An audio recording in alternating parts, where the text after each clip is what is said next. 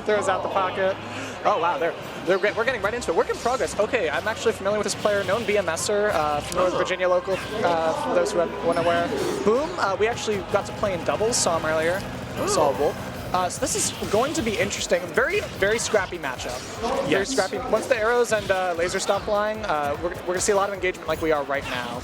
Pit can be deceptively scary, especially if you're a character who doesn't have a quote-unquote like a very reliable recovery. Absolutely. Because if you get, if you're Wolf and you get your double jump called out, you're going to be in for a bad time, especially with Pit who has like 5 jumps, can be very maneuverable. And orbiters are actually a crazy landing maneuver. That makes you struggle. If you do not know how to deal with them, you are going to struggle to ever punish a landing thing. Absolutely. So, work in progress right now has that advantage. Very scrappy between them. So certainly.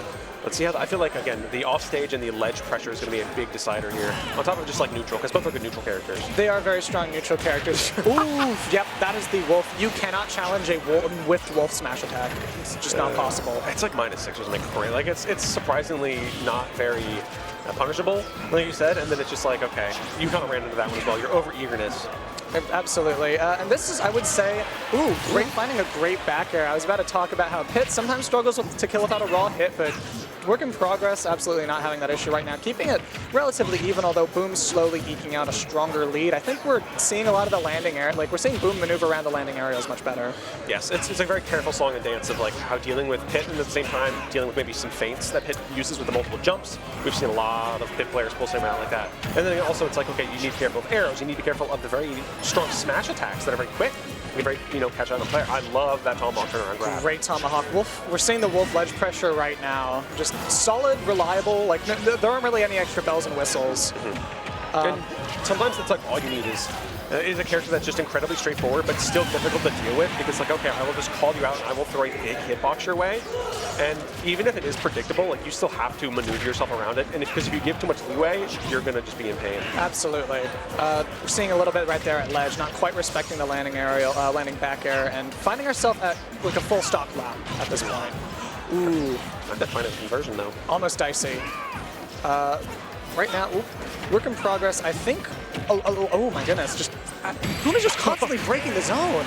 Yes, Boom is playing very hyper aggressive, but also understands that you can also bait and feint a little bit in a way that if your opponent wants to scrap, you give them enough leeway just to get snuffed out for it. You can see the way like the baiting out and then punching with a back air. You're absolutely right. Just like following you up and chasing you down. The grabs out of shield, I think, have also been a little understated, but very strong here. Just because Pit aerials, I believe, are measured at like -4 to -6 territory unstaled, but you have to land with the right hitbox. Like, that ending hitbox is the money maker. If you're landing with a multi-hit, then that is like, you're much more negative. And that matters. Like, those little things matter. Are we seeing the Diddy? Okay, that's so interesting. You win the game and then you switch characters. I always wonder about that. I've seen that in folks who want to practice warm up a secondary in early rounds, but in this case, a little interesting, if only because I don't know. Diddy is a character very strong, very safe, great burst. Like, nothing to complain about as Diddy, but one, I would say, thing about the archetype of a small character is they don't totally like disjoints a lot of the time. Yes, and Pit's a disjoint character, and at the same time, I think your reliability in something like Banana to get the job done can maybe get called out by someone like Pit pretty easily, and especially with someone that has a reflector move. Certainly. Gotta be careful. Gotta keep your eye on the ball there. Yep. Right now, still fairly even. We're just going to be seeing Diddy try to either whiff punish or with monkey flip, or find the air-to-air with forward air as we're seeing right now. Dude, goodness gracious, boom! Okay. I'm going to say that Diddy does lack the naturally strong moves that Wolf has, so you have to find different options. It's mostly probably going to be through Banana, I want to say. You do. Oh! A little bit of a re-grab scenario here, not getting quite punished. Barrels for days. Madison Turner's somewhere her eye twitched. She's somewhere in this venue, I believe. She is. So. She's going to be gracing us with top 8. Truly, this is her protege. Absolutely. Great. Love the angle, by the way. Okay. You know what? I take it all back. You got the stock from it. No, you're so right. You're so right for that, actually. If you can actually clean your play with something like that, you get the pass. You got it. You have proved yourself. I apologize. I'm sorry. I was not familiar with your game. I will sign the apology form. And maybe I'll wait till these set's over until I give it to you, because now we're back to an even game. We are back to an even game.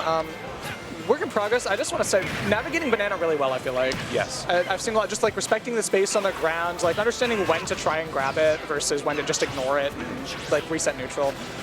I think Banana truly does dictate this matchup for both players involved, because if you are facing Diddy, how do you deal with Banana? And if you're Diddy, how do you deal with Banana being taken from you? Like, what is your game plan if you do not have Banana in hand and your opponent does? Absolutely. I've seen many Diddy Kongs really crumble when they don't have the lead and they don't have Banana, and they just don't know how to approach anymore, and their game plan is just not following through. Absolutely. And I would say that's especially dangerous versus Pit, who I would say once Banana's out of the equation can afford to set the pace of the match a little bit more. Right now, though, Boom sort of slowly I want to say like the neutral's been much more favorable for Boom now, who's been converting a little bit better, finding his way in monkey flips. Wow, raw up smash. Very odd angle, but hey, we take those every day of the week. Absolutely. All right. Just more barrel blast, and we'll take it. We'll take it. We've seen a lot of that too. Oh my and the fall as well. Overtor does not save you off the top. Boom popping off for it a bit too. Yeah, goes in with the pop off. That's a 2-0. We'll take it. Very strong 2-0, and I do love the awareness, like, because a lot of people are hesitant to throw projectile at orbiters, even recognizing that you can poke the head or the feet. Yep. That was perfect awareness. Yeah. Would not have done a single